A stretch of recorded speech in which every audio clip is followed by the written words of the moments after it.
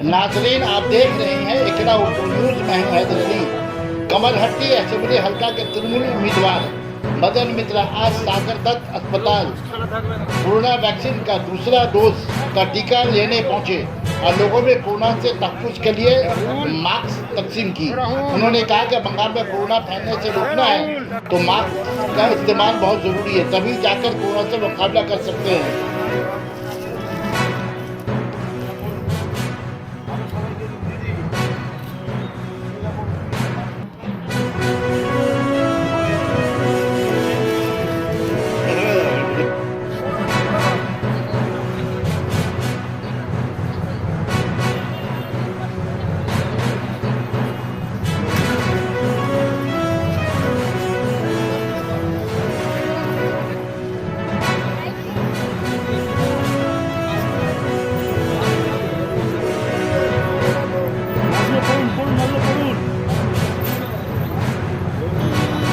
লিখছেন পড়ুন নজরুল।